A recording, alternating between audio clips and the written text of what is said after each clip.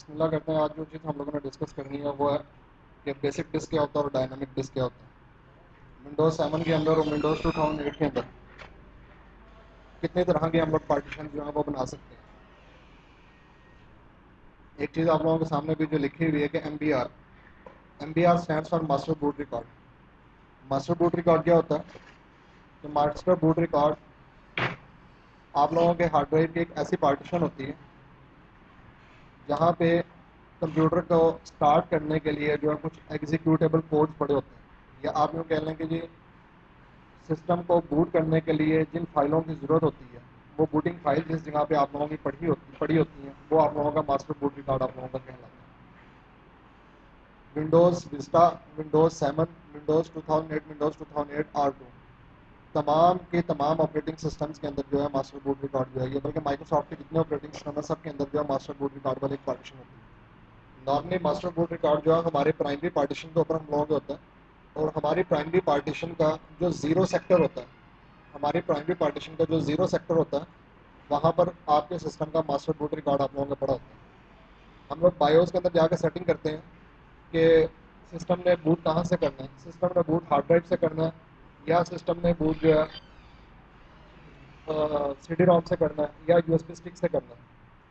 तो अगर हम लोग हार्ड ड्राइव करें और हमारे सिस्टम के अंदर मल्टीपल हार्ड ड्राइव्स लगी हुई हों तो जहाँ पर हमारा MBR पड़ा होगा हमारा ऑपरेटिंग सिस्टम वहाँ से बूट करेगा। अगर हमारे पास मल्टीपल प्राइमरी पार्टीशंस हैं तो मल्टीपल प्राइमरी पार्टीशंस के अंदर से जो पार्टीशन हमारी एक्टिव पार्टीशन होगी वहाँ पर हमारा ऑपरेटिंग सिस्टम जो है वो इंस्टॉल होगा। जो MBR वाली पार्टीशन होती है ये मैक्सिमम जो है हम लोग 2 टेराबाइट की जो है वो पार्टीशन बना सकते हैं, और मैक्सिमम 4 आप लोग प्राइमरी पार्टीशन आप लोग बना सकते हैं।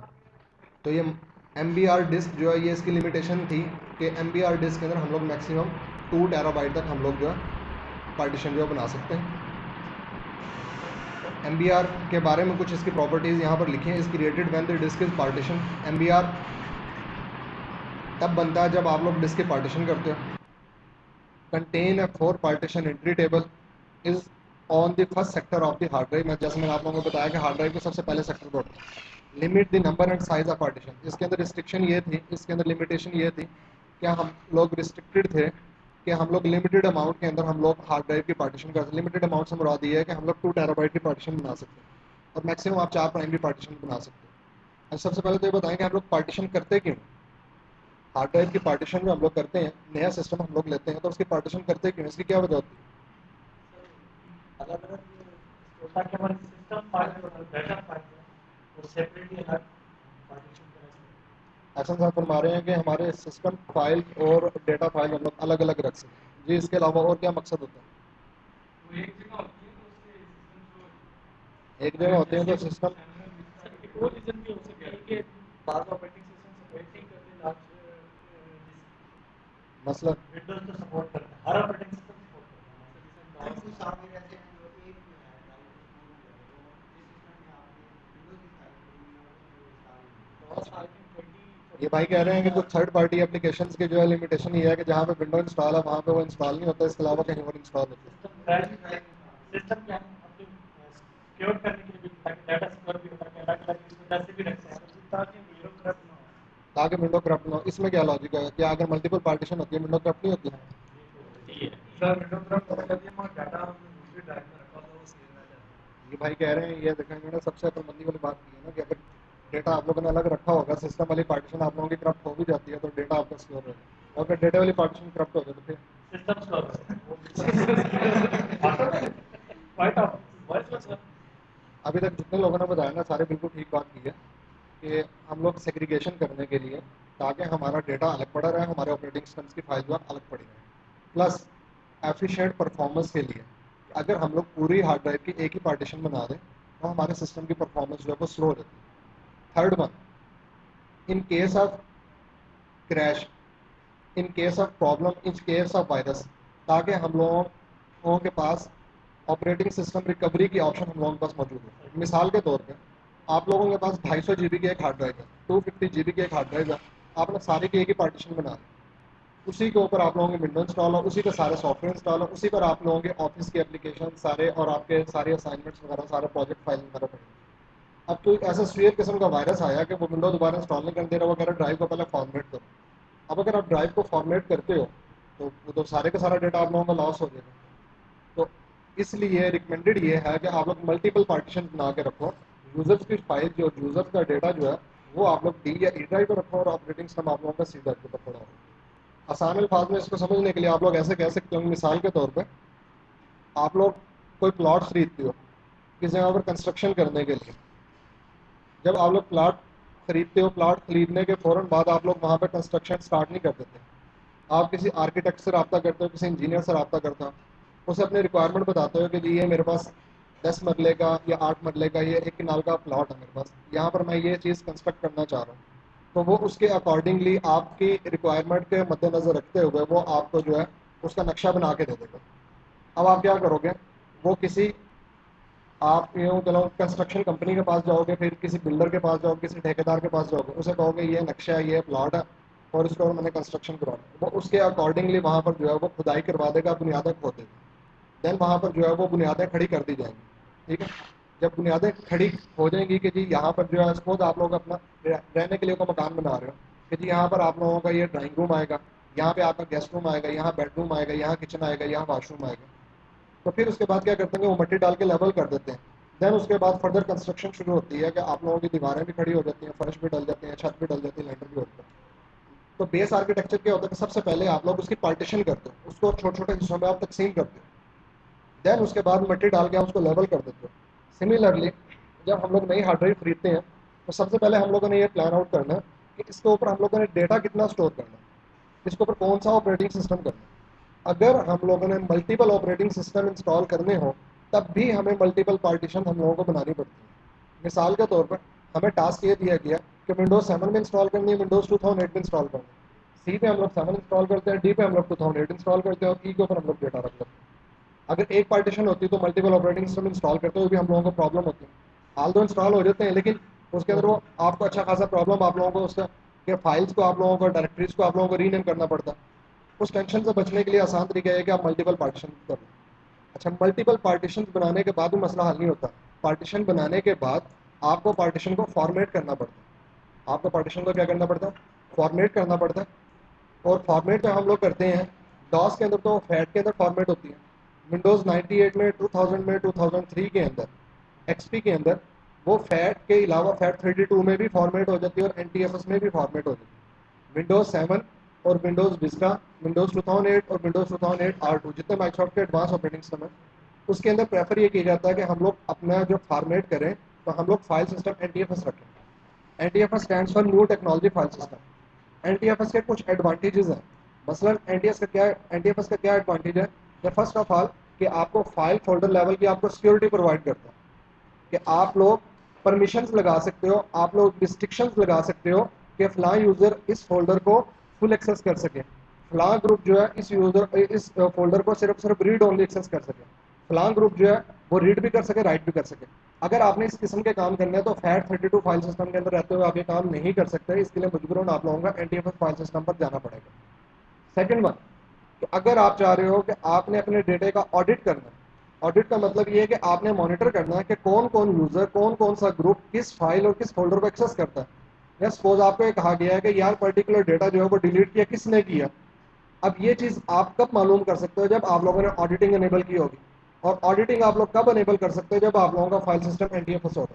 फैट 32 के ऊपर आप लोग ऑडिटिंग एनेबल नहीं कर सकते। थर्ड वन, अगर आप लोगों को कंप्रेशन चाहिए, आप लोग चाह रहे हो कि डेटा को आप लोग कंप्रेस करके रखो, तो देन भी आप लोगों का फाइल सिस्टम एनटीएफएस के अंदर होना चाहिए। फोर्थ वन कि अगर आप चाह रहे हो कि आप डेटा को अपना इनक्रिप्ट करो, इनक्रिप्ट मीन के non readable form of data is called encryption, कि आप ये चाह रहे हो कि जो भी फाइल आप लिखो, राइट करो, उसको कोई दूसरा यूजर उसको रीड ना कर सके, उसको ओपन ना कर सके। तो उसके लिए विंडोज हमें एक इंक्रिप्शन का फीचर प्रोवाइड करती है, विंडोज 7 भी और विंडोज 2008 भी। और इंक्रिप्शन कब लगेगी, जब हमारा फाइल सिस्टम एनटीएफएस में होगा। एंड लास्ट वन कि अगर हमें यह टास्क दिया गया कि हम लोगों ने डिस्क कोटा लगाना है। डिस्क कोटा का कॉन्सेप्ट किया कि हम लोगों ने डिस्क स्पेस को बिटवीन यूजर इक्वली डिस्ट्रीब्यूट करना है। मिसाल के तौर पे 10 यूजर है और 100 GB की ड्राइव है।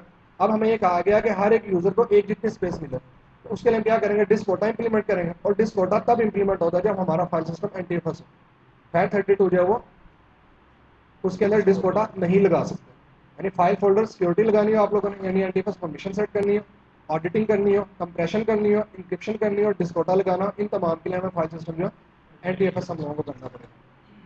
अच्छा, फिर जब हम लोग फाइल सिस्टम तो हम लोगों ने एनटीएफएस रख दिया, तो फाइल सिस्टम जब हम लोग फॉर्मेट करते हैं तो कंप्यूटर हमारे से फर्दर फिर एक और ऑप्शन पूछता है कि फाइल एलोकेशन टेबल का जो साइज़ है, जो हम लोगों का चंक का जो साइज़ है या क्लस्टर का जो साइज़ है, वो साइज़ कितना रखना है।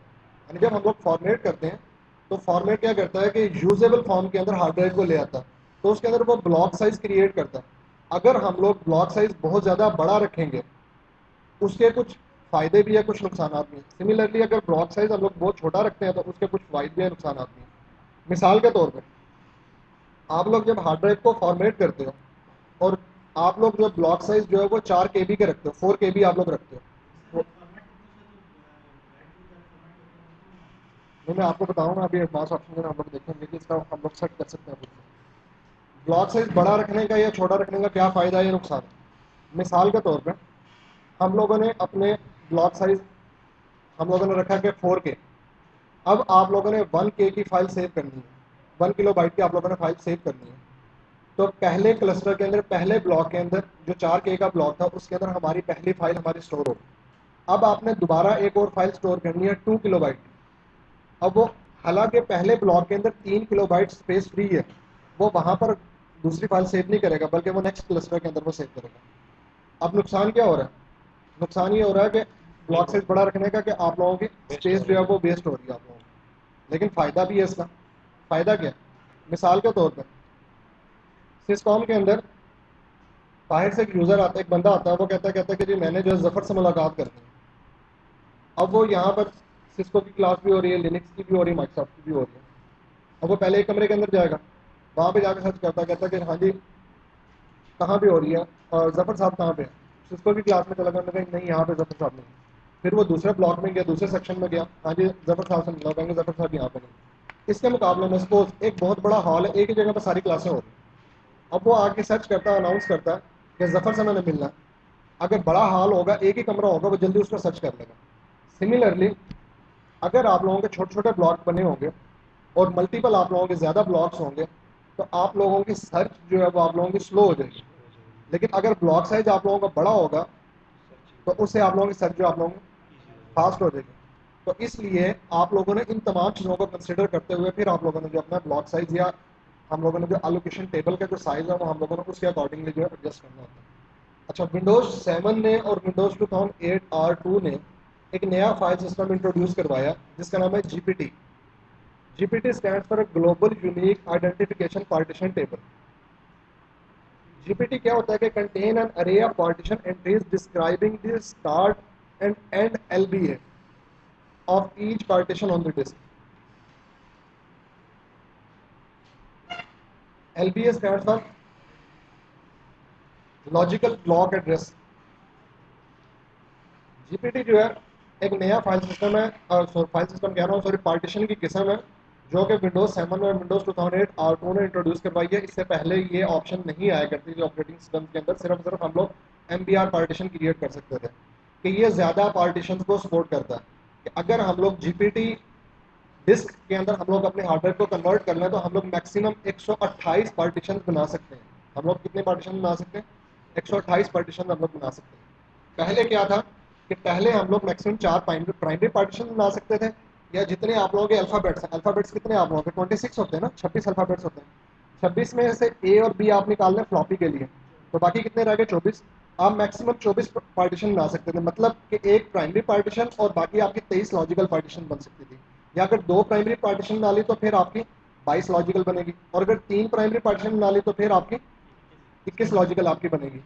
लेकिन मैं भी बता रहा हूँ उसके बारे में बता रहा हूँ। और अगर हम लोग 4 प्राइमरी बना देते तो फिर हम लोग लॉजिकल कोई नहीं बना सकते थे। यानी कि प्राइमरी एक्सटेंडेड लॉजिकल। आम जब आप नया एक ऑपरेटिंग सिस्टम आप इंस्टॉल करने लगते हो माइक्रोसॉफ्ट का, चाहे विंडोज़ 98 इंस्टॉल करनी है और 2000 इंस्टॉल करनी है, एक्सपी करनी है, 2003 करनी है, 2008 R2 करनी है, या विस्टा करनी है, 7 करनी है, उसके अंदर आप जो आप अपनी हार्ड ड्राइव की जो पार्टीशन करते हो उसको हम लोग बोलते हैं बेसिक पार्टीशन या नॉर्मल पार्टीशन।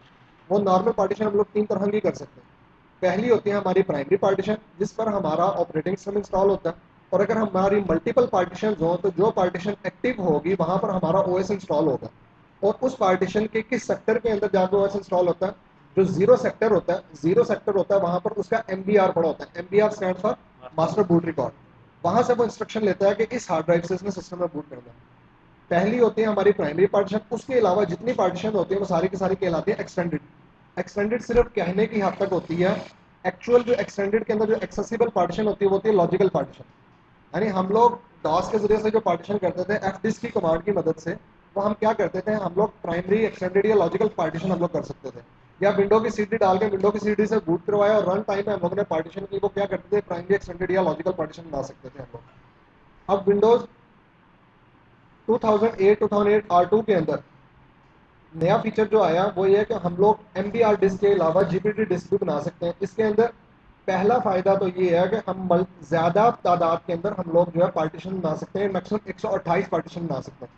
दूसरा ये कि इसके अंदर हम लोग ज्यादा बड़ी कैपेसिटी की हम लोग पार्टीशन बना सकते हैं, कि अगर आपके पास जीपीटी डिस्क है, आपके पास जीपीटी डिस्क है, तो आप लोग 16 एक्साबाइट तक, 16 एक्साबाइट तक आप लोग पार्टीशन क्रिएट कर सकते हो। यानी एक पार्टीशन का मैक्सिमम साइज 16 एक्साबाइट। अभी एक्साबाइट जो एक बहुत बड़ी इकाई है। कहते हैं ना कि जब 8 बिट का एक बाइट होता है और 1024 बाइट का 1 किलोबाइट होता है, और 1024 किलोबाइट का 1 मेगाबाइट है, और 1024 मेगाबाइट का 1 गीगाबाइट है, और 224 गीगाबाइट का 1 टेराबाइट है, और 224 टेराबाइट का 1 पीटाबाइट है, और 224 पीटाबाइट का 1 एक्साबाइट है। एक्साबाइट एक बहुत बड़ी इकाई है, यानी कि एक्साबाइट 16 एक्साबाइट तक आप लोग अपने ड्राइव का साइज रख सकते हो। आल दो अभी इतनी कैपेसिटी की स्टोरेज डिवाइसेज ही नहीं बनी। अभी तक जो हमारी मैक्सिमम स्टोरेज डिवाइसेज आ रही है ना, वो मैक्सिमम टीबीज के अंदर आ रही हैं। अभी तो पीबी या एक्साबाइट के अंदर भी नहीं है। लेकिन वैसे एक बात है, अगर सपोज आप कारपोरेट कल्चर के अंदर आप लोग काम कर रहे हो, और आप लोगों ने सैन सैन बोलते हैं स्टोरेज एरिया नेटवर्क, कि आपके पास एक ऐसी मशीन है जिसके अंदर हंड्रेड्स या थाउजेंड्स ऑफ ड्राइव्स लगी हुई हैं, अब आप उनको कंबाइन करके आप उन ड्राइव्स को यूज करना चाह रहे हो, तो इसके लिए आप लोग जीपीटी डिस्क आप लोग उसकी बनाओगे। ठीक है। इसके अलावा जो आप लोगों की एमबीआर डिस्क होती है वो आपकी डेटा की रिडंडेंसी प्रोवाइड नहीं करती, जबकि जो जीपीटी डिस्क है वो डेटा की रिडंडेंसी भी प्रोवाइड करती है। ठीक है। प्लस आप लोगों के ये 64 बिट ऑपरेटिंग सिस्टम को सपोर्ट करती है, और इसके ऊपर यानी जो आपके यू यूईएफआई सिस्टम, जो आपके एडवांस टेक्नोलॉजी है, ये जो नए लेटेस्ट बोर्ड आ रहे हैं ना, कोर i5 के, कोर i7 के, या जो नए लेटेस्ट लैपटॉप आ रहे हैं उनके अंदर यूईएफआई टेक्नोलॉजी जो है वो आ रही है।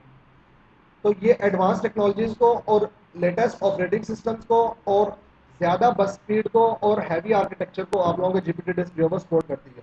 यानी अगर हम लोग इन दोनों का कंपैरिजन करें तो एमबीआर जो है एक लेजेसी मेथड है, एक पुराना मेथड है, लेकिन जो जीपीटी जो है वो एक आपके पास एडवांस मेथड है, कि उसके अंदर डेटा की आपके पास रिलायबिलिटी है, ज़्यादा पार्टीशन बना सकते हो और ज़्यादा बड़ी आप कैपेसिटी की आप लोग डिस्क बना सकते हो।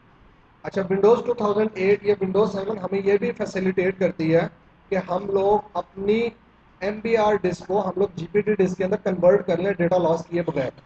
ठीक है। अब डिस्क चलते सिस्टम के अंदर ये काम आप कैसे करोगे, इसके लिए हमारे पास एक टूल मौजूद है डिस्क मैनेजमेंट के नाम से। आप सिंपल माई कंप्यूटर पे राइट क्लिक करो, मैनेज पे जाओ, या आप स्टार्ट के अंदर आओ, प्रोग्राम के अंदर आओ, एडमिनिस्ट्रेटिव टूल्स के अंदर आओ, वहाँ पे आपके पास एक ऑप्शन होती है कंप्यूटर मैनेजमेंट। कंप्यूटर मैनेजमेंट के अंदर जाके वहाँ पे आप डिस्क मैनेजमेंट के अंदर जाओ, या विंडोज 2008 के अंदर आप सर्वर मैनेजर के अंदर आ जाओ, वहाँ पे आपको डिस्क मैनेजमेंट का आपको स्नैपिंग या कंसोल आप लोगों को वहाँ पे मिल जाएगा। इसके अलावा विंडोज 7 और विंडोज 2008 R2 ने एक नई यूटिलिटी जो पार्टीशन के लिए इंट्रोड्यूस करवाई है, वो डिस्क पार्ट के नाम से। पहले तो हम लोग विंडोज 98 या 2000 या एक्सपी में हम लोग एफ डिस्क के जरिए पार्टीशन किया करते थे ना। अब 2008 या 7 के अंदर हम लोग जो पार्टीशन करते हैं वो डिस्क पार्ट के जरिए से करते हैं, और डिस्क पार्ट के जरिए से हम लोग अपनी एक पार्टीशन को एमबीआर से जीपीटी के अंदर हम लोग जो है कन्वर्ट कर सकते हैं। ग्राफिकल यूजर इंटरफेस के अंदर अगर आप लोगों ने काम करना हो तो डिस्क मैनेजमेंट के जरिए से करेंगे, और कमांड लाइन इंटरफेस के ऊपर अगर आप लोगों ने काम करना हो तो फिर हम लोग जो है ये डिस्क पार्ट की यूटिलिटी के जरिए से हम लोग ये काम करेंगे। जी जी। हाँ जी। हाँ जी। हाँ जी। डायरेक्ट ऑपरेटिंग सिस्टम इंस्टॉल हो ही नहीं सकता जब तक आपकी पार्टीशन नहीं हो। पार्टीशन आपको बनानी पड़ेगी, अगर आप नहीं बनाओगे तो ऑपरेटिंग सिस्टम खुद ही बना देता है आपको। सर पर पार्टीशन बनाते हैं हाँ जी, चार पार्टीशन बनाते हैं, पहली प्राइमरी है बाकी स्टैंडर्ड। हाँ जी। सर लॉजिक कैसे पहली पार्टीशन आपकी होती है प्राइमरी पार्टीशन, इसके अलावा जितनी पार्टीशन है वो सारी की सारी एक्सटेंडेड होती है। एक्सटेंडेड सिर्फ और सिर्फ एक बाउंड्री का नाम है। एक्सटेंडेड पार्टीशन बनाने के बाद एक्सटेंडेड पार्टीशन को आप लोग एक्सेस नहीं कर सकते अनटिल अनलेस के उसके अंदर आप लॉजिकल पार्टीशन ना बना दो। मिसाल के तौर पे आपके पास 300 जीबी के हार्ड ड्राइव है, 100 जीबी की आप लोगों ने प्राइमरी पार्टीशन बना दी, बाकी रिमेनिंग रह गया आपके पास 200 जीबी। 200 जीबी को आप लोगों ने एक्सटेंडेड पार्टीशन आपने बना दी, लेकिन आप उसको एक्सेस नहीं कर सकते। मैं आपको प्रैक्टिकल भी करके दिखाता हूँ। आप अगर ये चाह रहे हो कि बाकी 200 जीबी की एक ही पार्टीशन बने, तो उसी को आप लॉजिकल भी बना दो, 200 जीबी की एक ही लॉजिकल ड्राइव बनेगी।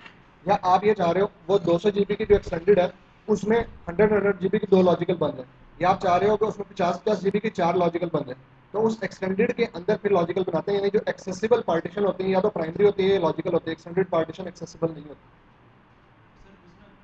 सर उसमें प्राइमरी पार्टीशन होती है, इसका ऑपरेटिंग सिस्टम इंस्टॉल होता है। हाँ जी, सर वो प्राइमरी सर आपने बताया हम दो प्राइमरी पार्टीशन बना सकते हैं। हाँ जी। सर प्राइमरी भी ऑपरेटिंग सिस्टम इंस्टॉल होना जरूरी है या नहीं है? सॉरी, सर प्राइमरी पार्टीशन भी ऑपरेटिंग सिस्टम इंस्टॉल होना जरूरी है? आपका ऑपरेटिंग सिस्टम इंस्टॉल ही प्राइमरी पार्टीशन में होता है। आपका जो स्टैंडर्ड प्रैक्टिस है ना, आपके जो पुराने ऑपरेटिंग सिस्टम थे ना आपके विंडोज़ 98 विंडोज़ 2000 वगैरह, वो हम लोग एक्सटेंडेड पर भी इंस्टॉल कर सकते थे, एक्सटेंडेड या लॉजिकल पर भी हम लोग इंस्टॉल कर सकते थे। रिकमेंडेशन ये होती है क्योंकि प्राइमरी की परफॉर्मेंस जो है ना एज़ कम्पेयर टू एक्सटेंडेड ज़्यादा बेहतर होती है, उसकी रीड राइट स्पीड भी ज़्यादा बेहतर होती है। तो इस वजह से माइक्रोसॉफ्ट रिकमेंड करता है कि आप प्राइमरी के ऊपर, आल दो ये बात नहीं है कि आप एक्सटेंडेड पर कर नहीं सकते हो, एक्सटेंडेड या लॉजिकल के ऊपर, लॉजिकल ड्राइव के ऊपर भी हम लोग ऑपरेटिंग सिस्टम इंस्टॉल कर सकते हैं। मिसाल के तौर पर आप लोगों ने अपनी पहली पार्टीशन प्राइमरी बनाई, उसको विंडोज 7 इंस्टॉल की हुई है, सी ड्राइव है, डी ड्राइव आपकी लॉजिकल ड्राइव है, उसके ऊपर आप विंडोज 2008 इंस्टॉल कर सकते हैं। ये बात नहीं कुछ नहीं कर सकते, कर सकते हैं उसके ऊपर जी, रिकमेंडेड नहीं है। अच्छा, फिर एक तो है कि सिंपल हम लोग प्राइमरी एक्सटेंडेड या लॉजिकल पार्टीशन हम लोग बनाएं।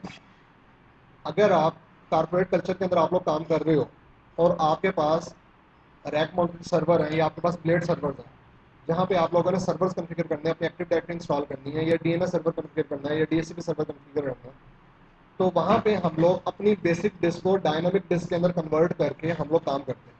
और जब हम लोग अपनी बेसिक डिस्क को डायनामिक डिस्क के अंदर कन्वर्ट करते हैं, तो उसके अंदर हम लोग मल्टीपल वॉल्यूम्स बना सकते हैं। उसके अंदर हम लोग सिंपल वॉल्यूम बना सकते हैं, उसमें हम लोग स्टैंड वॉल्यूम बना सकते हैं, उसमें हम लोग स्ट्राइप वॉल्यूम बना सकते हैं, स्ट्राइप सेट विद पैरिटी बना सकते हैं, रेड 5 बना सकते हैं, और मिरर वॉल्यूम बना सकते हैं।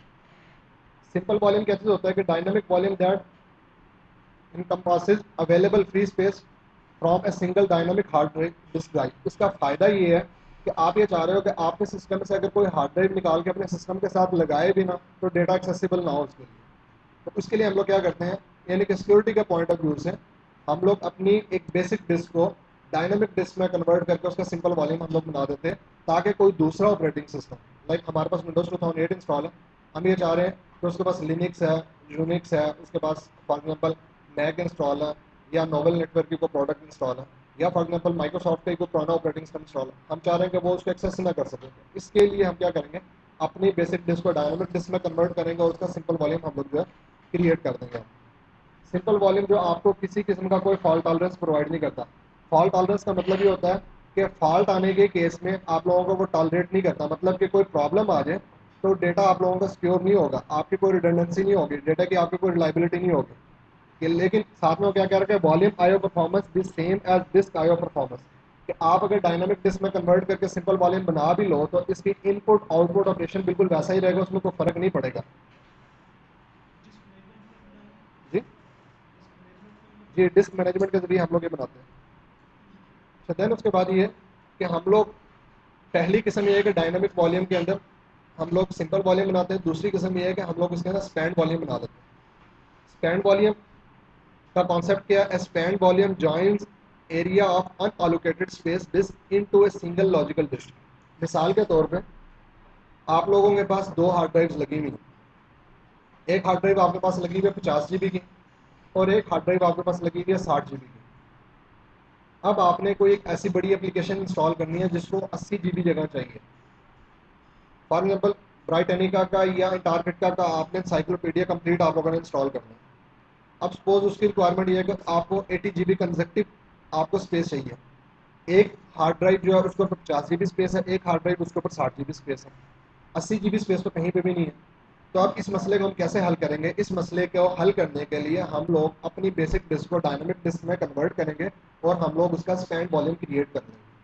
स्पैन वॉल्यूम का कॉन्सेप्ट क्या है कि multiple physical drives becomes a single logical drive, कि आपके पास अगर मल्टीपल फिजिकल ड्राइव्स हैं, आप उनको कंबाइन करके सिंगल लॉजिकल एक ड्राइव बना दो, तो 50 और 60 GB कंबाइन होकर आपको एक डिस्क दिखाएगा सिंगल 110 GB की, ताकि वहाँ पे आप कोई बड़ी एप्लीकेशन आप लोग इंस्टॉल करें। ठीक है। स्ट्राइप्ड वॉल्यूम भी बिल्कुल स्पैंड वॉल्यूम की तरह से ही होता है, जिस तरह स्पैंड वॉल्यूम होता है बिल्कुल इसी तरह से आप लोगों का स्ट्राइप्ड वॉल्यूम भी होता है।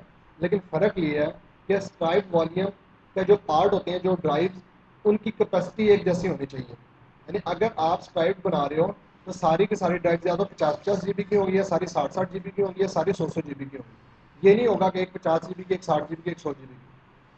आप लोगों ने स्टैंड बनाना हो या स्ट्राइप बनाना हो, कम अज कम इसके लिए आपको 2 ड्राइव्स, और मैक्सिमम आप लोग 32 ड्राइव्स का ये आप लोग बना सकते हैं। 32 ड्राइव्स मैक्सिमम, और मिनिमम आप लोगों का 2 ड्राइव्स। स्पैन वॉल्यूम के अंदर डेटे की रीड राइट स्पीड आप लोगों की स्लो होती है, जबकि स्ट्राइप्ड वॉल्यूम के अंदर चूंकि हार्ड ड्राइव्स की कैपेसिटी एक जैसी होती है, इसलिए आप लोगों की डेटा की रीड राइट स्पीड बहुत आउटस्टैंडिंग किस्म की होती है, परफॉर्मेंस आप लोगों की बहुत ज़्यादा बढ़ जाती है। लेकिन ना तो स्पैन वॉल्यूम आप लोगों को फॉल्ट टॉलरेंस प्रोवाइड करता है, और ना ही स्ट्राइप्ड वॉल्यूम आप लोगों को फॉल्ट टॉलरेंस प्रोवाइड करता है। फॉल्ट टॉलरेंस का मतलब क्या है कि अगर कोई प्रॉब्लम आ जाए तो उस प्रॉब्लम को बियर किया जा सके, ताकि हमारा डेटा लॉस ना हो। अभी जो आगे इसके बाद जो दो आपको मैं वॉल्यूम बताऊंगा, वो आपको फॉल्ट टॉलरेंस प्रोवाइड करते हैं, जिसमें स्ट्राइप सेट विद पैरिटी, या जिसका नया नाम है रेड 5, रिडंडेंट अरे इंडिपेंडेंट डिस्प्ले, और दूसरा मिरर वॉल्यूम। अच्छा, अभी यहाँ पे कंपैरिजन दिया होगा कि स्पैन का required dynamic disk type requires multiple dynamic disk. Space allocated from multiple dynamic disk allocated space from each disk must be identical. कि पहले के केस के अंदर आप लोगों के आइडेंटिकल हार्ड ड्राइव स्पेस नहीं होनी चाहिए, जबकि दूसरे केस में आप लोगों के आइडेंटिकल हार्ड ड्राइव होनी चाहिए। Up to 32 disk can be combined into single span volume, up to 32 disk can be combined into single stripe volume. जो बात अभी थोड़ी देर पहले मैंने आप लोगों को बताई, no fault tolerance, no fault tolerance, no performance improvement compare to simple volume, कि अगर आप स्पैन वॉल्यूम को सिंपल वॉल्यूम से कंपेयर करो तो परफॉर्मेंस इंप्रूव आपको महसूस नहीं होगी।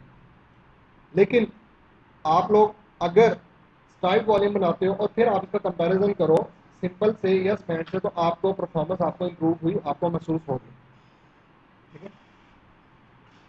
ये जो आप लोगों का कैन शिक और एक्सटेंड, और जबकि स्ट्राइप वॉल्यूम को बता रहा है कि प्रोवाइड फॉर फास्टर थ्रूपुट। अच्छा, विंडोज 2008 R2 और विंडोज 2007 के अंदर एक और अच्छा फीचर ये भी है कि आप अपने चलते सिस्टम के अंदर से अपनी ड्राइव को श्रिंक कर सकते हो, या आप अपने ड्राइव वॉल्यूम को आप एक्सटेंड कर सकते हो।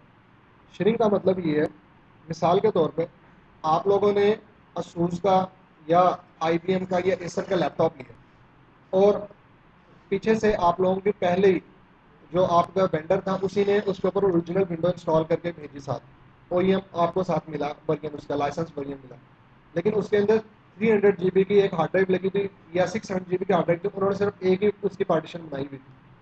अब आप चाह रहे हो कि उसके आपने मल्टीपल आपने वॉल्यूम्स क्रिएट करने, मल्टीपल पार्टीशन आपने क्रिएट करने।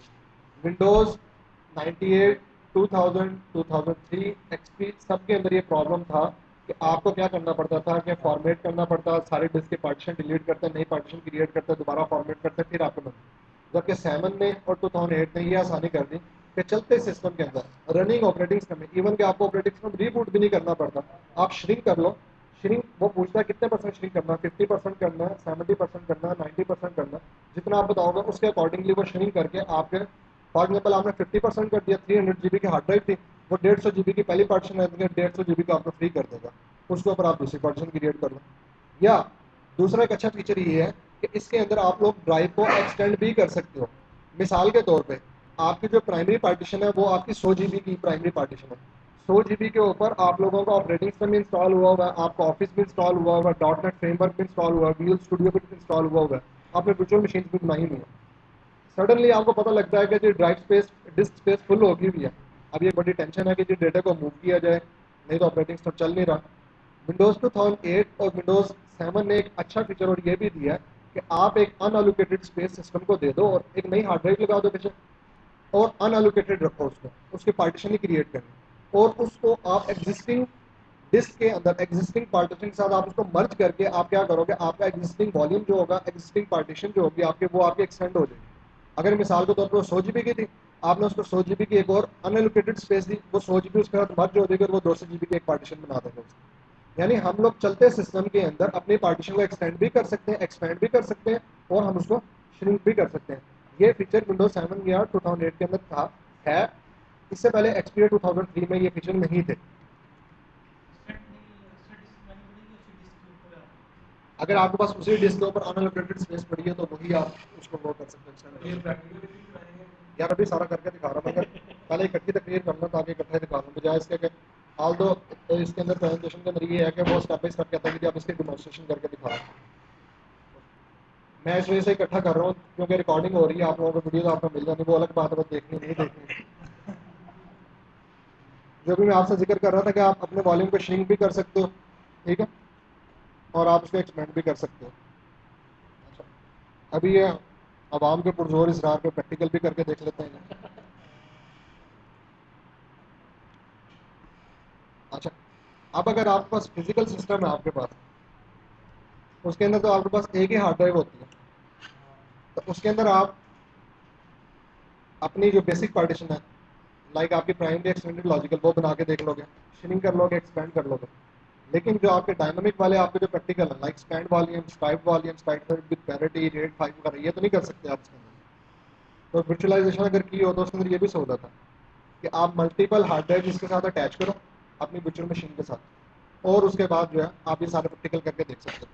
अब मल्टीपल हार्ड ड्राइव्स कहाँ से अटैच करते हैं कि आप लोगों के हाइपरवाइजर में जो मशीन बनी है, आप इसकी सेटिंग्स के अंदर जाओ, सेटिंग्स के अंदर जाके जहाँ पे आपके पास ड्राइव है, अच्छा अभी तो ये मशीन चल रही है, ये मुझे चेंज नहीं करने देगा। सपोज ये एक मशीन है मेरे पास, ये ADC के नाम से एक मशीन है, इसके अंदर मैंने मजीद एक नई ड्राइव ऐड करनी है। आप इसकी सेटिंग्स के अंदर आ जाओगे, सेटिंग्स के बाद ID कंट्रोलर, हार्ड ड्राइव मैंने ऐड की, देखें एक दूसरी हार्ड ड्राइव, अब नई मैंने पार्टीशन बनानी है, नेक्स्ट की है, मैंने कहा डायनामिक डिस्क, इसका क्या नाम रखना है, मिसाल के तौर पे इसका नाम रखा मैंने test01। नेक्स्ट की है, कितने GB की आपने जोड़नी है एक डिस्क, मैंने कहा सपोज 20 GB की एक डिस्क जोड़ दो साथ इसके। नेक्स्ट की है, फिनिश की। यानी इसके अंदर कितना आसान है कि आप इसके साथ मल्टीपल ड्राइव आप लोग अटैच कर सकते हैं। अभी 2 डिस्क होंगी, अब मैंने तीसरी डिस्क भी ऐड करनी है। अब ID कंट्रोलर उसको मैंने ऐड किया यहाँ पे, न्यू पार्टीशन, नेक्स्ट की है, ठीक है, इसका क्या नाम रखा, इसका नाम फॉर एग्जाम्पल मैंने रख दिया test02। नेक्स्ट की है, इसका साइज कितना रखना, फॉर एग्जाम्पल मैंने कहा 40 GB इसका साइज है। नेक्स्ट की है, फिनिश की। यानी कि आप अपनी वर्चुअल मशीन के साथ मल्टीपल हार्ड ड्राइव आप इसके साथ अटैच कर सकते हो। ये वर्चुअलाइजेशन का एक बड़ा फ़ायदा ये भी है कि आपने अपनी टेस्टिंग करनी है, रेट टेस्ट वगैरह करना है।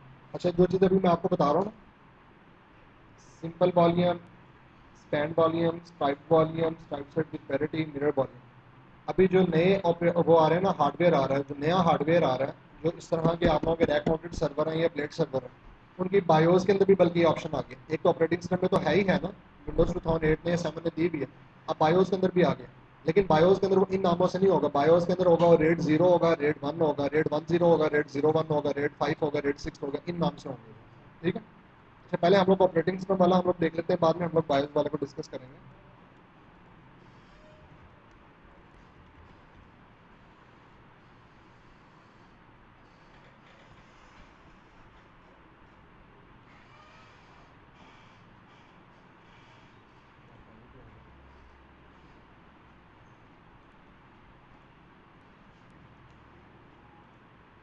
क्या हुआ?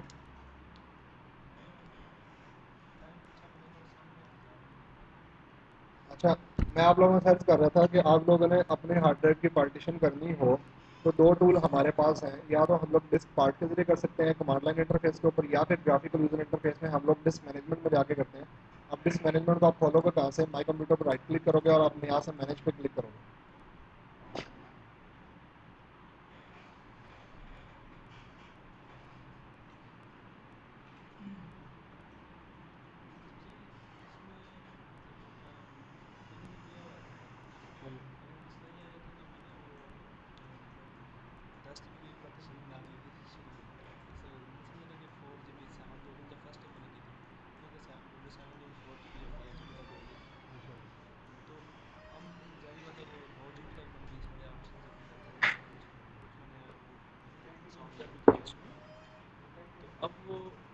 फाइल बड़ी हो सकती थी। मैंने तो दोबारा उसको पार्टीशन बनाई है, दोबारा उसको रिस्टार्ट किया। डिस्क में दोबारा मतलब एक ही ड्राइव बड़ी हो सकती है, मतलब वही 10 GB की थी। बाद में बताऊँ।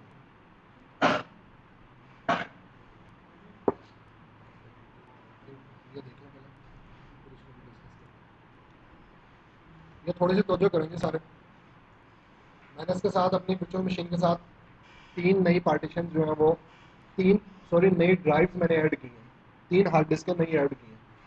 अब वो पूछना कह रहा है कि आपने ये जो हार्ड ड्राइव ऐड की हैं इनके आपने टाइप कौन सी रखनी है, आपने इनकी टाइप MBR रखनी है कि आपने GPT रखनी है। आपने जो आपका ट्रेडिशनल आर्किटेक्चर है वो MBR को फॉलो करता है, और जो आपका एडवांस आर्किटेक्चर है हार्ड ड्राइव का वो आपका GPT है।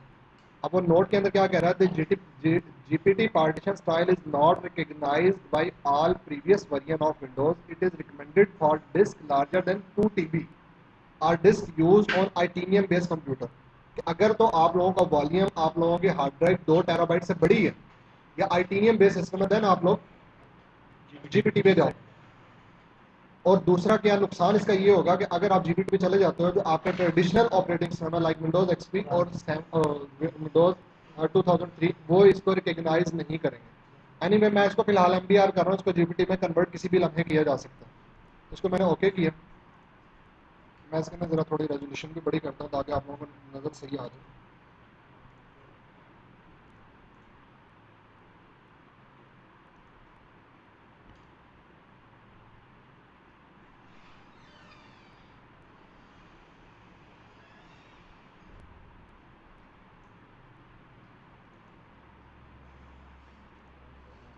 वैसे मैं रिकॉर्डिंग साथ साथ हो रही है ना, जिसकी वजह से थोड़ी सी इसकी परफॉर्मेंस स्लो है। ये इस वक्त मेरे पास इस सिस्टम के अंदर जो है मल्टीपल ड्राइव हैं।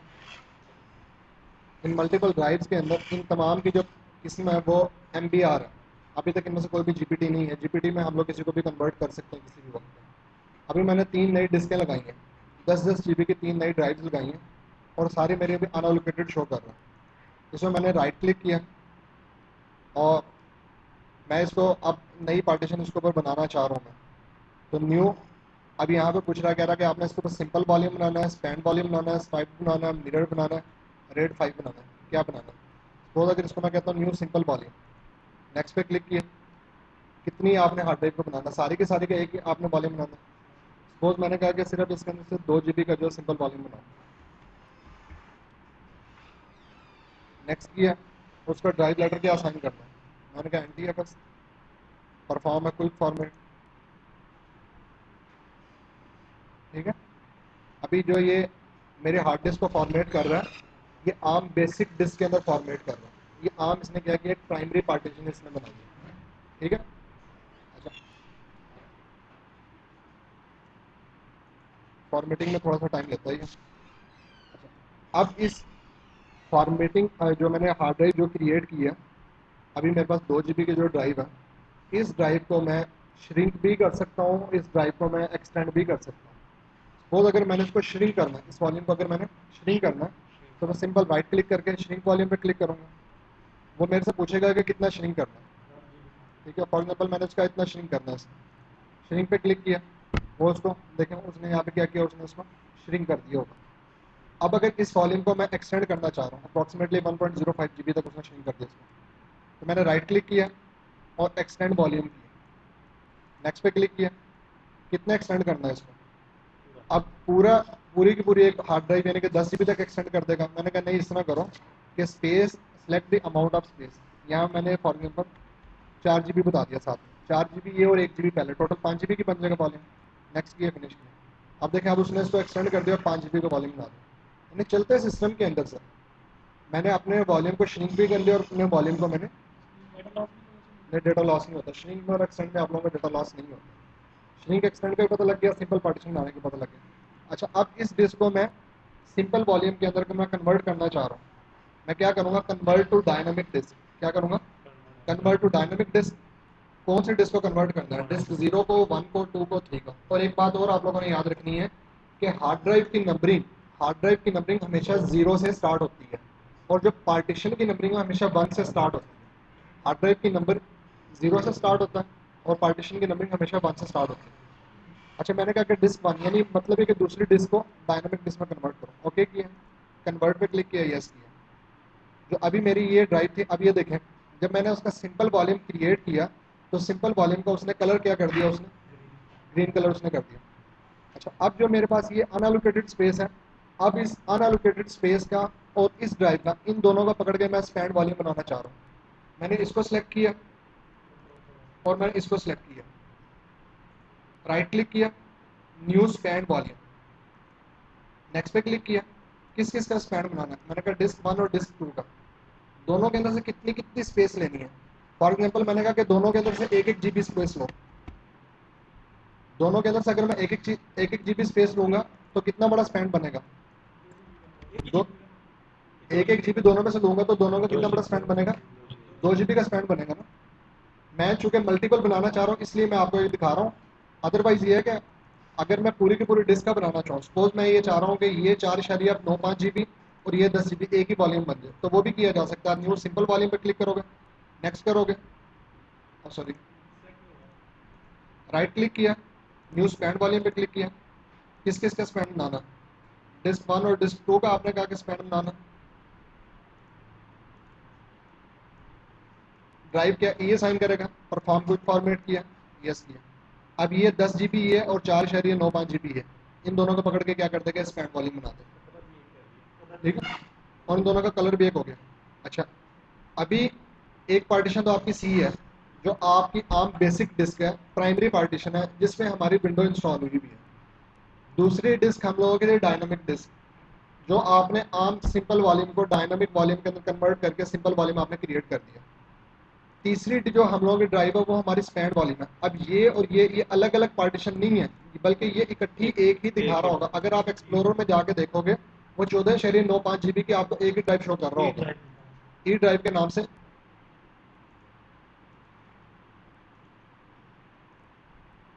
अभी वो मेरा ख्याल में फॉर्मेट कर रहा है, अभी फॉर्मेटिंग अभी कंप्लीट नहीं हुई ना, जब फॉर्मेटिंग कंप्लीट हो जाएगी तो फिर दिखा देगा ये आपको। सर एक ही क्वेश्चन है, जी अगर हमारे सी ड्राइव में विंडोज स्टार्ट विंडोज 7 में और उसकी डिस्क स्पेस फुल हो, हाँ जी बाकी अगर उसको हम एक्सटेंड करना है तो हमें बाकी पार्टीशन में से किसी एक पार्टीशन को अनएलोकेटेड करना पड़ेगा तब ही हम एक्सटेंड कर सकते जी जी बिल्कुल, तभी हैं। कर अगर सकते बाकी पे पार्टीशन हैं। हुई अगर हुई ऑलरेडी है पार्टीशन बनी फिर नहीं आप कर फिर सकते, एक्सटेंड नहीं कर फिर आप एक्सटेंड नहीं कर सकते, अनएलोकेटेड स्पेस आप एक्सटेंड कर सकते हैं। अच्छा ये देखें जी हो चुका है ये, आप देखें ई ड्राइव आ गई 14.8 GB, ठीक है। हालांकि दो पार्टीशनों को मैंने इकट्ठा करके एक बनाया। अच्छा इसको मैं फॉर द टाइमिंग इसको मैं कैंसिल कर रहा हूँ, ये डिलीट कर रहा हूँ दोबारा। इसको सिंपल मैंने क्या किया, डिलीट वॉल्यूम किया, यस किया, इसको भी मैं डिलीट वॉल्यूम कर देता हूँ, ठीक है। मैंने एक को डिलीट किया, दोनों को डिलीट हो गए, स्पैन तो दोनों का एक ही बना हुआ था ना। अच्छा अब मैं इसमें करता हूँ कि इसके स्पैन बनाने के लिए इसके अंदर से 2 GB स्पेस लेता हूँ, इसमें से भी 2 GB स्पेस लेता हूँ। इसको भी सिलेक्ट किया, इसको भी सिलेक्ट किया, आपने राइट क्लिक किया, न्यू स्पैन वॉल्यूम पे क्लिक किया, नेक्स्ट किया, disk one disk two add किया। डिस्क वन में से कितनी स्पेस लेनी है, सपोज मैंने कहा 2 GB, और डिस्क टू में से कितनी स्पेस लेनी है, डिस्क टू में से मैंने कहा 2 GB। तो टोटल कितने का स्पैन बनेगा, 4 GB का हमारा स्पैन बन जाएगा। नेक्स्ट किया, नेक्स्ट किया, परफॉर्म क्विक फॉर्मेट हो,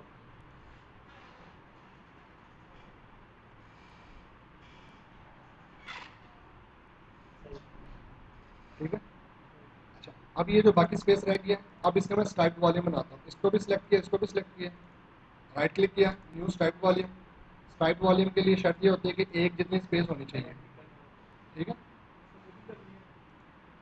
अब मैंने जब स्ट्राइप सेलेक्ट किया तो उसने खुद ही एक जितनी स्पेस उसने कर ली हुई है, ठीक है। दूसरी सूरत ये थी कि यहाँ से मैनुअल जो है वो कर देता, ठीक है। एक वॉल्यूम के अंदर जितनी मैक्सिमम स्पेस अवेलेबल थी उसने दूसरे की उतनी ही कर दी उसने। नेक्स्ट किया, मैं अपनी मर्जी से फॉर एग्जाम्पल सिर्फ कहता हूँ कि 1024 GB। अब मैंने 1024 सेलेक्ट किया, एक का किया, हालांकि उसने दोनों का ही कर दिया उसमें, क्योंकि स्ट्राइप्ड के लिए शर्त ये होती है कि आइडेंटिकल हार्ड ड्राइव स्पेस होनी चाहिए आपको। नेक्स्ट किया, एफ पार्टीशन का नाम देना, नेक्स्ट किया और फिनिश किया। अब वो क्या करेगा कि ये देखें, अब जो इस कलर के अंदर आप लोगों के बना रहा है ये आप लोगों का स्ट्राइप वॉल्यूम बना रहा है। और तो स्ट्राइप के बाद नेक्स्ट जो आप लोगों के वॉल्यूम की किस्म है उसको हम लोग बोलते हैं स्ट्राइप सेट विद पैरिटी। उसे क्या कहते हैं, stripe set with parity. Stripe set with parity के अंदर कम से कम आपकी 3 हार्ड ड्राइव और ज़्यादा से ज़्यादा आप लोगों की 32 हार्ड ड्राइव आप लोगों की हो सकती हैं। स्ट्राइप सेट विद पैरिटी क्या करता है, ये आप लोगों को डेटा की रिडंडेंसी प्रोवाइड करता है, ये आपको फॉल्ट टॉलरेंस प्रोवाइड करता है। अगर एक हार्ड ड्राइव आपकी ख़राब हो भी जाए, अगर एक हार्ड ड्राइव आप लोगों की ख़राब हो भी जाए तो आपका डेटा लॉस नहीं होगा। मिसाल के तौर पे आप लोगों के पास 10-10 जीबी की 3 ड्राइव्स हैं, आप लोगों के पास 10-10 जीबी की 3 ड्राइव्स हैं। जब आप उसका ड्राइव सेट की पैरिटी आप लोग बनाओगे तो वो आपको जो वॉल्यूम शो करेगा वो सिर्फ 20 जीबी शो करेगा। हालांकि 30 जीबी बनती है ना स्पेस, 10 जीबी एक 20 और 10 जीबी तीसरी 30 जीबी बनती है ना, लेकिन वो 30 जीबी आपके लिए विजिबल नहीं होगी। विजिबल कितनी होगी? सिर्फ 20 जीबी होगी। बाकी जो 10 जीबी होगी वो पैरिटी इंफॉर्मेशन कॉपी करने के लिए रखेगा। वो क्या करेगा? पैरिटी इंफॉर्मेशन कॉपी करने के लिए रखेगा। अगर आपके रनिंग सिस्टम के अंदर से अगर आपके रनिंग सिस्टम के अंदर से एक हार्ड ड्राइव आपकी क्रैश कर जाती है और सपोज आपकी वो पैरिटी डिस्क है, आपका डेटा लॉस नहीं होगा। वो क्या कहेगा? वो कहेगा कि आपका जो रेड बना हुआ था, आपकी जो डायनामिक डिस्क बनी हुई थी, वो डिग्रेडेड मोड में चली गई है। उसको प्रॉपर फंक्शनल करने के लिए एक नई हार्ड ड्राइव आप ऐड करो। आप जो फॉल्टी डिस्क है उसको रिप्लेस करोगे, वो क्या करेगा? बाकी 2 ड्राइव्स की पैरिटी इन्फॉर्मेशन उस पर कॉपी करेगा। जब कॉपी हो जाएगी फिर आपको ऑपरेटिंग सिस्टम चला देगा और कहेगा अब आपका सारा कुछ स्कून के अंदर सब कुछ ठीक है। और अगर सपोज पैरिटी इन्फॉर्मेशन खराब नहीं होती बल्कि आपकी डेटा वाली डिस्क आपकी फड़क जाती है, आपकी डेटा वाली डिस्क आपकी खराब हो जाती है, अब तब भी वो आपको कहेगा कि रेड आपका डिग्रेडेड हो गया, ये ड्राइव आपकी फाल्टी हो गई, आप नई हार्ड ड्राइव लगाओ। आप जब नई हार्ड ड्राइव प्लग इन करोगे वो पैरिटी के जरिए सारे का सारा उसका डेटा रिकवर कर लेगा। ठीक है? ये आपके जो ट्रेडिशनल ओएस थे माइक्रोसॉफ्ट के, like Windows 2000, Windows XP, Windows 2003, वो इस चीज़ को फॉलो किया करते थे। अब रेड जो आपका जो स्ट्राइक सेट विद पैरिटी है, इसका जो एडवांस नाम है, जो इसका नया नाम है वो है red 5। Red stands for redundant अरे इंडिपेंडेंट डिस्क ड्राइव।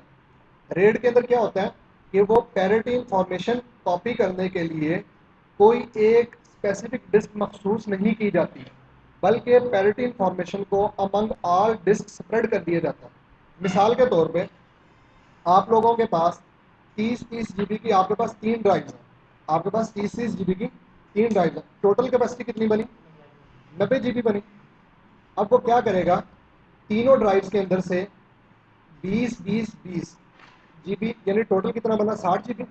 60 जीबी रखेगा वो डेटा के लिए और बाकी तीनों में से 10-10 जीबी निकालेगा, यानी जिसकी टोटल कैपेसिटी एक पूरी हार्ड ड्राइव के बराबर बनती है। एक पूरी हार्ड ड्राइव कितनी? 30 जीबी की थी ना, वो हर एक में से 10-10 जीबी निकालेगा, टोटल कितना बनेगा? 30 जीबी बनेगा, एक डिस्क की कैपेसिटी बनेगी। वो उस 30 जीबी के ऊपर पैरिटी इन्फॉर्मेशन कॉपी करेगा, यानी हर यानी रेड 5 की बात कर रहा हूँ मैं। स्ट्राइक सेट विद पैरिटी और रेड 5 के अंदर ये फर्क है। तो मिसाल के तौर पे आपके पास 3 डिस्क हैं, पहली डिस्क आपकी 1, दूसरी 2, तीसरी 3। 1 और 2 के ऊपर डेटा, 3 के ऊपर पैरिटी। लेकिन अब जो रेड 5 है वो क्या करता है? 1, 2, 3 इनका एक स्पेसिफिक पोर्शन डेटा के लिए रखता है और इन तीनों के अंदर से एक मखसूस पोर्शन जिसकी कैपेसिटी किसी एक डिस्क के बराबर होती है वो पैरिटी इन्फॉर्मेशन के लिए रखता है, यानी पैरिटी को भी तमाम हार्ड ड्राइव के ऊपर स्प्रेड कर देता है। अगर मैं आपको बोर्ड पे इसकी शक्ल बना के दिखाऊं, ये कुछ थोड़ी सी इस तरह से होगी।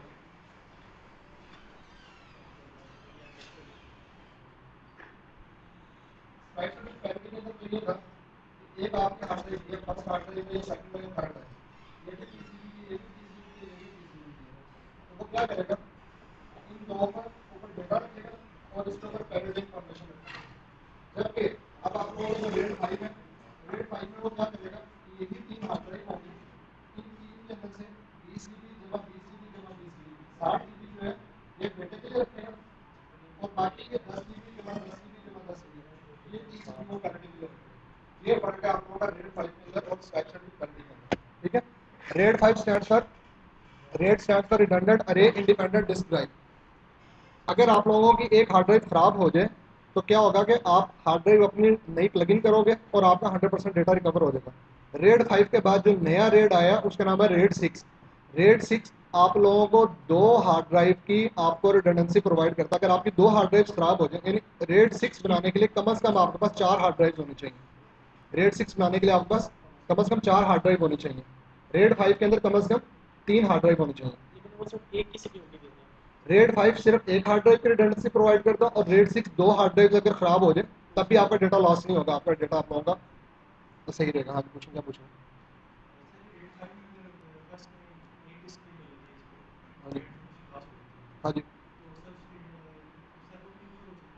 आप वो जब आपका एक हार्ड ड्राइव आपकी क्रैश करेगी ना, ऑपरेटिंग सिस्टम चलने से पहले ही आपको मैसेज दे देगा कि आपका रेट डिग्रेडेड मोड में चला गया। वो कहेगा कि और बताएगा आपको कि ये हार्ड डिस्क डिस्क 1 डिस्क 2 या डिस्क 3 आपकी जो है ना ये फाल्टी है, इसको रिप्लेस करो। आप रिप्लेस करोगे और उसके बाद वो सारे के सारे पैरेट इन्फॉर्मेशन के डेटा रिकवर करके फिर आपका ऑपरेटिंग सिस्टम लोड करेगा। अच्छा, अब आपने अगर स्ट्राइप सेट विद पैरिटी आप लोगों ने कॉन्फ़िगर करना है, ये रेड 5 कॉन्फ़िगर करना है, वो कैसे करोगे? आप राइट क्लिक करोगे, न्यू रेड 5 वॉल्यूम, नेक्स्ट पे क्लिक किया। किस किस का रेड 5 बनाना है? इसका बनाना और इसका बनाना। कितनी कितनी कैपेसिटी लेनी है तीनों के अंदर से? मिसाल के तौर पर मैंने कहा कि जी 1 GB का रेड बना, तीनों में से उसने 1 GB लिया, टोटल कैपेसिटी कितनी बनती है? 3 GB। लेकिन वो 3 GB डिस्प्ले नहीं करेगा, बल्कि कितनी डिस्प्ले करेगा? 2 GB डिस्प्ले करेगा, 1 GB को पैरेटी इन्फॉर्मेशन रखेगा वो। ये देखें ना यहाँ पे, ये देखें 1 GB जमा 1 GB जमा 1 GB, टोटल 3 GB बनता है, लेकिन वो डिस्प्ले कितना कर रहा है? वो 2 GB कर रहा है। 1 GB वो किसके लिए रखेगा? Parrot information. नेक्स्ट की है, इसको हम लोगों ने कहा कि फॉर्मेट कर दो, उसको वॉल्यूम कुछ फॉर्मेट NTFS में करना, ठीक है, NTFS में कर सकते हैं सिर्फ। नेक्स्ट किया, फिनिश किया। डायनामिक वॉल्यूम आपका सिर्फ NTFS के अंदर ही होता है, आपका FAT32 के अंदर नहीं होता आपका। मैं आपको वैसे एक बात बता रहा हूँ, रेट 6 की ऑप्शन आपके ऑपरेटिंग सिस्टम के अंदर नहीं होती, वो बायोस के अंदर होती है। जो आपके हार्डवेयर रेट होता है ना, उसके अंदर ऑप्शन आ रही होती है रेट 5 रेट 6, उसकी यहाँ पे ऑप्शन नहीं आ रही होती। अब देखिए कलर कोडिंग से आप लोगों को सारा पता लग रहा है कि आप लोगों की जो ये ब्लू कलर में, डार्क ब्लू कलर में आपकी प्राइमरी पार्टीशन है। जो आपके जिस तरह मेहंदी का कलर होता है, आपके इस कलर के अंदर जो आप लोगों का ये आप लोगों का सिंपल वॉल्यूम है। जो पर्पल कलर के अंदर ये स्टैंड वॉल्यूम है। जो आप लोगों का ग्रीनिश आप लोगों का थोड़ा सा कलर है ग्रीन, सी ग्रीन कलर जो आपका ये स्ट्राइप वॉल्यूम है। और जो आपका स्काई ब्लू कलर है वो आपका रेड वॉल्यूम, रेड 5 आपको दिखा रहा है। अच्छा, सबसे आखिरी एक है मिरर वॉल्यूम। मिरर का मतलब क्या होता है? आईने में आप अपने आप को देखो, आपको अपना अक्स नजर आता है ना, आपको अपनी बॉडी का इमेज नजर आएगा आपको। मिरर वॉल्यूम बिल्कुल यही काम करता है। मिरर आपको 100% डेटे की आपको रिडंडेंसी प्रोवाइड करता है। आप एक हार्ड ड्राइव पे लिखोगे ए, दूसरी पे लिखा जाएगा ए, एक पे लिखा बी, दूसरी पे लिखा जाएगा बी। यानी जो कुछ एक हार्ड ड्राइव पे राइट करोगे ऑटोमेटिकली दूसरी ड्राइव के ऊपर वो राइट किया जाएगा। इसके अंदर फायदा तो आपको ये है कि 100% डेटा आपका सिक्योर है, लेकिन इसका नुकसान ये है कि एक हार्ड ड्राइव फुल हुई, दूसरी ऑटोमेटिकली फुल हो जाएगी। दूसरा, इसकी रीड राइट परफॉर्मेंस इसकी स्लो होती है। उसको दो दो जगह पे हेडर को आपको रीड भी करना पड़ता है, राइट भी करना पड़ता है। अच्छा, आप मिरर वॉल्यूम कैसे बनाते हैं? मैं आपको मिरर भी बना के दिखाता हूँ। मिसाल के तौर पे इस 6 GB का और इस 6 GB का मैं मिरर बनाना चाह रहा हूँ। इसको सिलेक्ट किया और इसको सिलेक्ट किया, राइट क्लिक किया, न्यू मिरर वॉल्यूम, नेक्स्ट किया, ये हार्ड ड्राइव ऐड की मैंने, नेक्स्ट किया, नेक्स्ट किया। और ये देखें, अब इसके कलर कोडिंग भी चेंज कर देगा, मैरून कलर में आपको दिखाएगा यहाँ पे। सॉरी, हाँ जी, ठीक है, कलर का भी देखा ही है आप। अच्छा, आप लोगों में से कितने लोग ऐसे हैं कि जिनको पहले इन तमाम चीज़ों का पता था कि ये क्या होता है? सिंपल वॉल्यूम क्या, स्टैंड वॉल्यूम क्या, किताबों में पढ़ा? मैंने अरे ये डेटा कम्युनिकेशन के अंदर ये कंप्यूटर नेटवर्क से ऑपरेटिंग सिस्टम की जो बुक है ना, उसके अंदर पढ़ाया जाता है ये। ओ सॉरी, OS की बुक के अंदर आपको पूरा नहीं पता था सर डेटाबेस में पढ़ाया जाता यार रेड शेड के बारे में कुछ पता नॉर्मली रेट 5 हम लोग करते हैं। रेड डेटा की 5 रिडंडेंसी के लिए हम लोग नॉर्मली रेट 5 करते हैं। रेड 5 अगर कोई ऑर्गेनाइजेशन अगर अफोर्ड कर सकती है, 2 हार्ड ड्राइव अफोर्ड कर सकती है, फिर आप रेट 6 कर लो। लेकिन रेट 5 रेट 6 की अगर आप परफॉर्मेंस को आप कंपेयर करो तो रेट 5 की परफॉर्मेंस बेहतर है रेट 6 की निस्बत, ठीक है। आईओ परफॉर्मेंस भी बेहतर है और आपको डेटा की रिडंडेंसी भी आप लोगों को मिलती है। मिरर ये है कि अगर आप लोग ये चाह रहे हो कि आपके डेटा की सिक्योरिटी से आप लोगों को कर्जा और एक स्टैंड वन सिस्टम है, फिर आप मिरर वॉल्यूम बना लो, जिसको आप लोग मिरर वॉल्यूम का दूसरा नाम होता है रेट 0, ठीक है। मिरर वॉल्यूम का दूसरा नाम क्या होता है? रेट 0। जो डेट हार्ड डिस्क हो जाती है उसमें भी ज़्यादा कवर करता है। जो डेड हार्ड डिस्क होती है ना, अब आपकी डेड हार्ड डिस्क भी दो तीन तरह की होती है। एक होता है कि आपका MBR आपका डैमेज हो जाता है, मास्टर बूट रिकॉर्ड को रीड नहीं करता, वो जीरो सेक्टर को रीड नहीं करता, इस वजह से OS बूट नहीं कर सकता। लेकिन उसको आप एज ए सेकेंडरी पार्टीशन के तौर पे या एज ए ये यूँ कह लेंगे कि एक्स्ट्रा हार्ड ड्राइव के तौर पे आप उसको यूज़ कर सकते हो OS इंस्टॉल करके। अच्छा, अब ये हार्ड ड्राइव के अंदर बैड सेक्टर भी आता है। बैड सेक्टर क्या होता है, किस तरीके से आता है? आप लोगों का हेडर जो है ना वो रीड कर रहा होता है आपका, जब पावर फ्लक्चुएशन होती है, बिजली का सोर्स डिस्कनेक्ट होता है, पावर का सोर्स, तो क्या करता है कि वो हेडर जो है आपका प्लेट के ऊपर आके जोर से गिरता है। जब वो जिस जगह पे गिरता है वहां से उस पोर्शन को डैमेज कर देता है। वो जो डैमेज करता है वो आपके जो है फिजिकल डैमेज होता है। वो फिजिकल डैमेज जो है ना आपके लाइक टू बी कैंसर, वो ग्रेजुअली इंक्रीज तो करता रहेगा वो, और आप उसको खत्म भी नहीं कर सकते। जो क्लेम करते हैं ना कि हमने बैड सेक्टर खत्म कर दिया, वो बिल्कुल गलत कहते हैं। उसको फिक्स कर सकते हैं। फिक्स करने का मतलब ये है कि मजीद बढ़ने से उसको रोक सकते हैं या उसको हाइड कर दिया जाता है उसको, ठीक है। अच्छा, एक हार्ड ड्राइव ये, अब ये कह रहे हैं कि भाई जो हार्ड ड्राइव डेड हो जाती है, अब एक हार्ड ड्राइव का सिलेंडर ही बिल्कुल डेड हो गया या कंट्रोलर ही बिल्कुल डेड हो गया, ये पावर उसके अंदर आ ही नहीं रही है, उसका कोई हल नहीं है, उसका आप क्या करोगे, उसका कार्ड चेंज करोगे। अगर आपको कंपेटेबल कार्ड मिल गया उसके साथ, जो उसका मैच कर गया वो लग गया, फिर आप उसका डेटा आपका रिकवरेबल है। अगर उसका कार्ड उसका शार्ट हुआ था, सपोज कार्ड के अलावा उसका मीडिया ही करप्ट हो गया, मीडिया उसका डैमेज हो गया, सीवियर डैमेज हो गया उसका, तो फिर आप डेटा उसके अंदर से रिकवर नहीं कर सकते। वैसे एक सोचने की बात ये है कि हम लोग कंप्यूटर के अंदर हम लोग डेटा स्टोर करते हैं।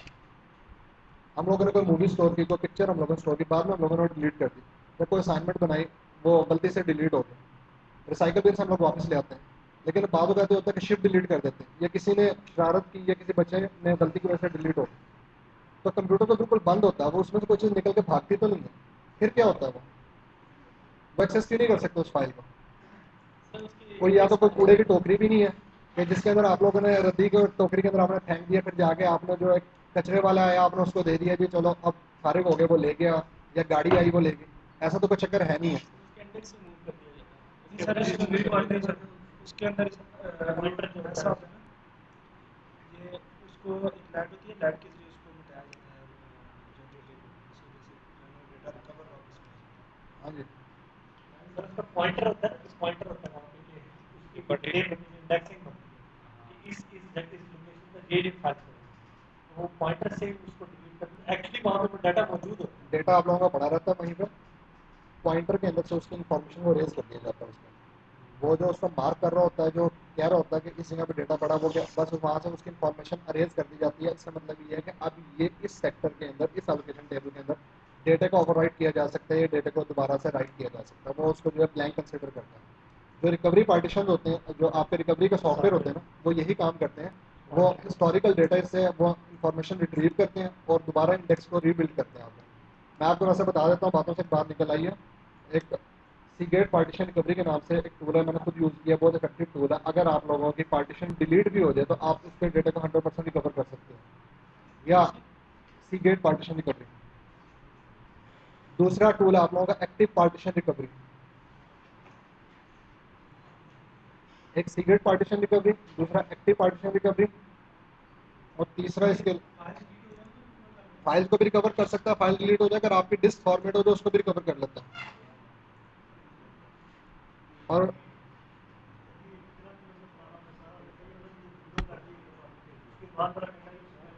पहले वाला भी कर सकते हैं। और इसमें इंटरेस्टिंग चीज़ ये है कि अगर आपने फॉर्मेट करके न्यू इंस्टॉल कर लिया तो प्रीवियस डेटा जो पिछली मरतबा जो आपने विंडो में किया तो वो भी वो रिकवर कर लेता है।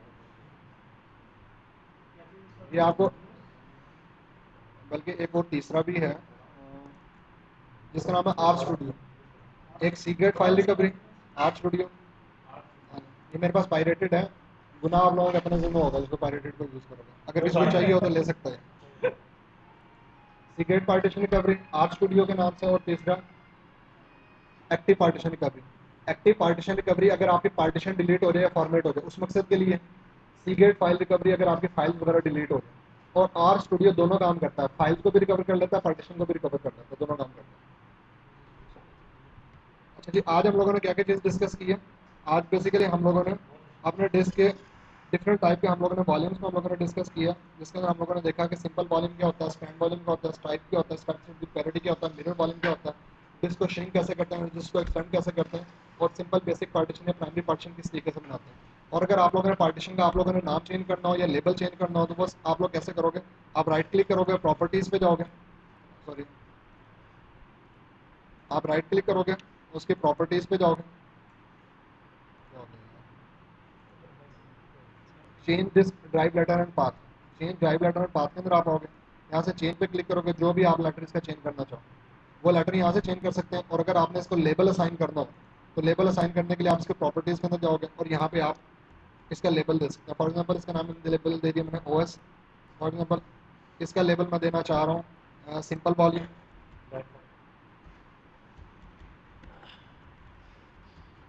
ठीक है। सपोज इसका लेबल मैं देना चाह रहा हूँ डेटा या बैकअप, ठीक है। आप देखें जो लेबल मैंने यहाँ पे दिया वो आपको यहाँ पे माई कंप्यूटर में नज़र भी आ रहे हैं। देखें OS वाला वॉल्यूम है, सिंपल वॉल्यूम है, डेटा वाला वॉल्यूम, ठीक है। यहाँ से कर लो, रीनेम करके वहाँ से कर लो, एक ही बात। ड्राइव का आप लोग लेटर भी चेंज कर सकते हो, सी की बजाय डी, अब या ई या एफ आप कोई और करना चाहो वो भी आप लोग कर सकते हो। यहाँ तक क्लियर? ठीक है, जितनी चीज़ें आज के लेक्चर के अंदर रह गई हैं इंशाल्लाह वो कमिंग लेक्चर में हम लोग पहले उनको कवर करेंगे, फिर उसके बाद आगे चलेंगे, जिसके अंदर लाइक है, ये डिस्कोटा है, आप लोगों की ऑडिटिंग है, आप लोगों की कंप्रेशन है, इंक्रिप्शन है, इस तरह की चीज़ें, एंटीवायरस, फाइल फोल्डर सिक्योरिटी वगैरह, ये चीज़ें डिस्कस करके इंशाल्लाह नेक्स्ट पे हम लोग आगे चलेंगे। यहाँ तक कोई कन्फ्यूजन किसी की समझ ना लगी है? ठीक, ओके, थैंक यू।